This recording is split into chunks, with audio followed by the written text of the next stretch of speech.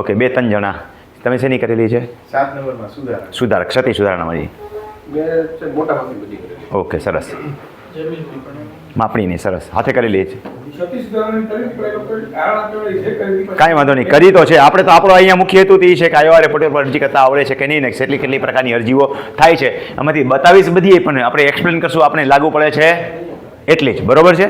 તો હાલો, જવાનું ક્યાં છે? પહેલાં ગૂગલ ઉપર જઈ અને તમે લખશો IORA એટલે જો સિંહનો સિકોરિયો, એવી અનેક રેખાઈને એમાંથી આ જ ટચ કરવાની છે. IORA કરશો ઘણી દેખાશે ને નીચે, એમાંથી કઈ લેવાની છે? IORA ગુજરાત government.in વાળી, એને ટચ કરશો એટલે આપણું મૂળ અરજી IORA પોર્ટલ ઉપર થતી જેટલી અરજીઓ છે એમાં 10 પ્રકારની અરજીઓ જે છે એ આપણને ઉપયોગિતાઓ ક્રમશઃ આપણે ખાલી ટાઇટલથી જોઈએ.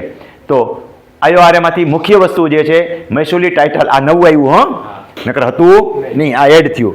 આનું મૂળ નામ જે સરકારે દીધું છે એ RTLOC સર્ટિફિકેટ છે. કોઈ આખું કહી દો જૂનાવાળા સિવાય, કોઈ નવા કયો છે RTLOC નું ફૂલ ફોર્મ શું થાય ઝડપથી? અચ્છા, નવાવાળા આપે, જૂનાવાળા કોઈ રેવન્યુ ટાઇટલ કમ લીગલ ઓક્યુપેશન સર્ટિફિકેટ, એનું શોર્ટ ફોર્મ એટલે RTLOC.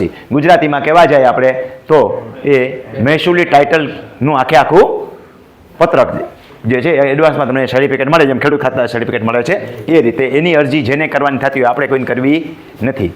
જેને એને કરતાં પહેલાં કરાવી લ્યો તો એની કામગીરી તમારી ઝડપથી થઈ જાય. હા, પછી જે નાગરિક પ્રતિસાદ, આ વિડીયો ચાલુ છે, નાગરિક પ્રતિસાદ જે છે એ સિટીઝનશીપ ફીડબેક છે.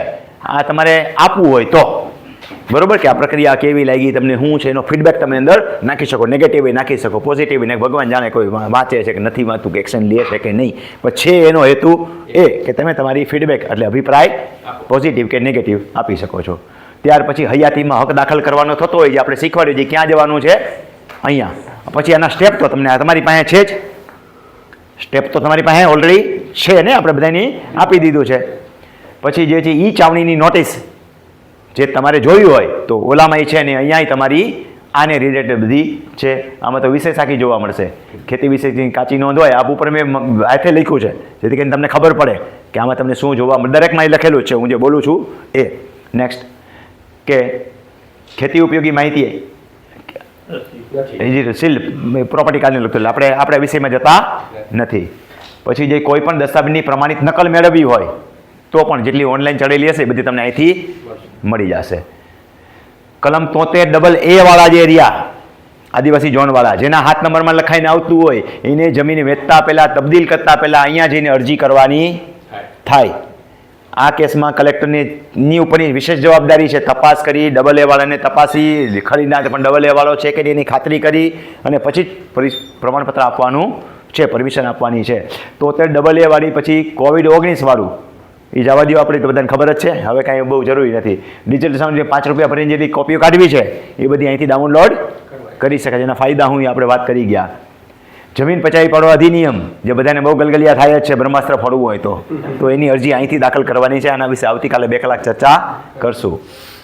ખેડૂત ખાતેદાર પ્રમાણપત્ર કઢાવવું જ જોઈએ. મેં આટલું બધું લખી નાખ્યું છે અહીંયા, બરોબર કે અહીંયા તમે મૂળ ખેડૂત ખાતેદાર સર્ટિફિકેટ યાદ રાખજો, 2 વર્ષવાળું નથી. આ બાપ દાદાથી તમે ખેડૂત ખાતેદાર છો એનું પ્રમાણપત્ર છે. આ સબ રજિસ્ટ્રાર કચેરી સંબંધિત અરજીઓ કરવી હોય એ આ વકીલોનું કામ છે બધું, બરોબર. એને પણ અહીંથી નંબર મેળવવાનો છે, ટોકન વગેરે પ્રક્રિયા અહીંથી કરવાની છે. જમીન માપણી સંબંધિત અરજી તમારે જે કરવાની થાય, પછી અંદર સિલેક્શન કરવાના થાય, આપણે જે ચર્ચાઓ કરી ગયા છીએ એ બધી અરજી તમે અહીંથી કરી શકશો. વારસાઈ દાખલ કરવી છે તો એ અરજી તમે અહીંથી કરી શકશો. વારસાઈની નોંધ, સિટી સર્વે વગેરેની, એટલે જમીન મકાન માટે થઈને છે, ખેતીની જમીન માટે નથી. એ ક્ષતિ સુધારણા આ આપણા માટે અગત્યનું છે. ઘટતી નોંધવું, ખેતરના નામની સુધારણા વગેરે જે કાંઈ હોય તમે અહીંયા જઈને કરો છો. નામની સુધારણા વગેરે પણ, જેમાં આ બધામાં મોટાભાગે તમારે સર્વે નંબર પસંદ કરવાના. નામ સુધારણાવાળું 8 નંબર રિલેટેડ હોય તો ખાતા નંબર પસંદ કરવા. આ કંઈ ખેતી માટે જરૂરી નથી હોય. બિનખેતી હેતુ પ્રીમિયમ પાત્ર વગેરે હોય, એના પ્રીમિયમ ભરવા હોય તો એને તું પ્રીમિયમ ભરવાની પરવાનગી પણ માગવાની હોય, એ બધી અહીંયા છે. એટલે બધું બિનખેતી રિલેટેડ છે. આ પણ આપણે ખેતી માટે જરૂરી નથી. ઔદ્યોગિક પ્રમાણપત્ર મેળવવું હોય તો એને પણ ઓનલાઈન અરજી કરે છે. અંતિમ જમીન ખરીદવાવાળું અગત્યનું આ કે મામલતદાર પાસેથી નથી લેવાનું, ક્યાંથી લેવાનું છે? અહીંથી લેવાનું છે. ને આ જ પ્રમાણપત્ર ચાલશે. હક કમીના કિસ્સામાં હોય તો ભલે, સંપાદનના કિસ્સામાંથી હોય તો ભલે, અને તમે જમીન વેચીને જમીન ખરીદવા જતા હો તો પણ ભલે. આ પ્રમાણપત્ર વગર જમીન ખરીદી કે વેચી કે જાતે જ કાંઈ પણ કર્યું તો ખાતેદારી મટી ગઈ તમારી. કેટલા કિસ્સામાં મટી જાય છે એ પણ આપણે જોઈ ગયા છીએ. ખેતી માટે ઉપયોગી નથી, પરિવર્તી વિસ્તારના દાવાઓ વગેરે માટેનું છે. તો આટલી હતી જેટલી